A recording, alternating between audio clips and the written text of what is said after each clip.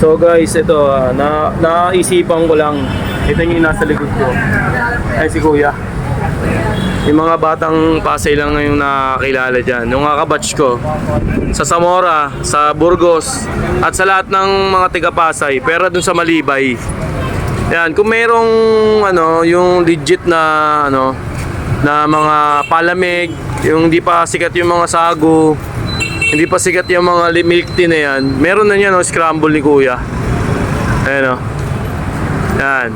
Mga tiga Pasay lang, yung mga veterano lang yung mga nakakakilala dyan kay Kuya. Elementary pa ako, siguro hindi pa ako tumutungtong ng elementary.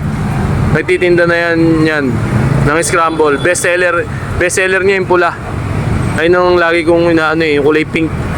Pero meron pa yung ibang flavor sa ngayon, sa panahon ngayon. Pero ang tinitinda talaga niyan dati, yung kulay pink tsaka yung kulay dilaw, mangga flavor.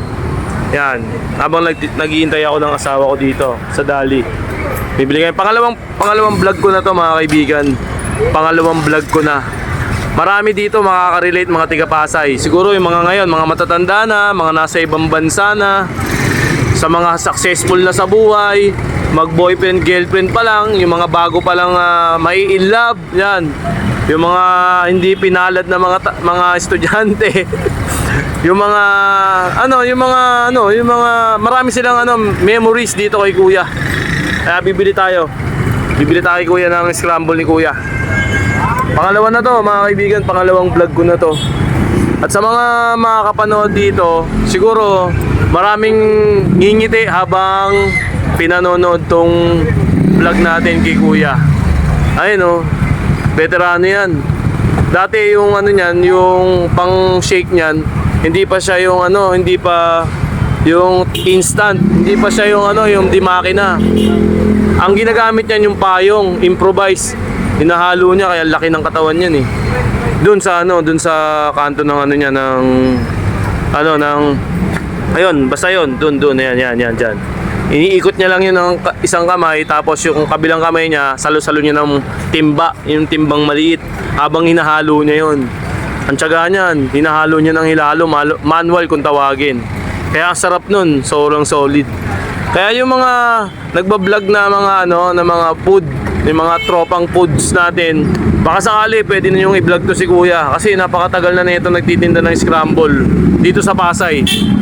Mga anak niya, na pagtapos niya, siguro dito siya kumukuha ng income niya hanggang sa ngayon. Hindi pa rin siya sumusuko. Sabi niya nga sa akin, nanghihina siya kapag hindi siya nagtitinda ng scramble. So meaning, benefits na rin sa kanya. Kumikita siya at the same time, nag-exercise siya. Tignan mo naman kung fit na fit pa rin si Kuya. Diba? Hindi halatang may edad na yan. Tatanungin natin ngayon yan kung ilang taon na. Ilang taon na siya. Medyo mababa to. Kaya ako 10 Kailan taon ka na, Kuya? 50 na, di ba?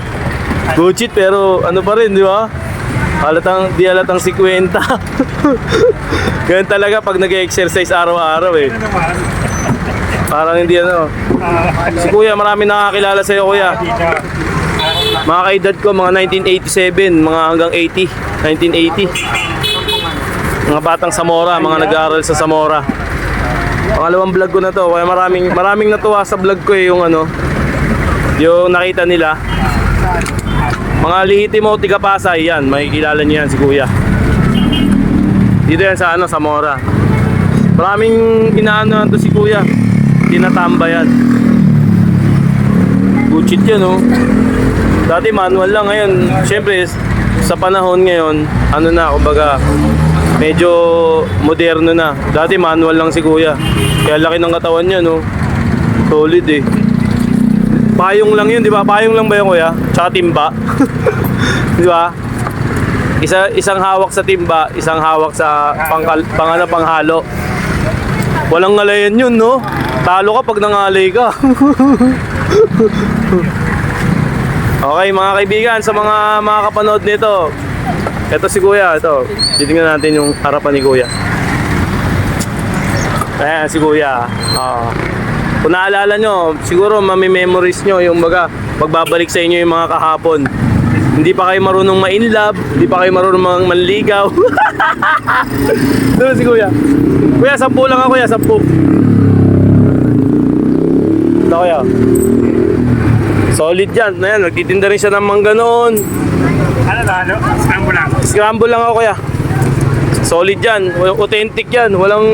Hindi kayang gayahin ng sino man yan. Siya lang nakakaalam ng timpla niyan.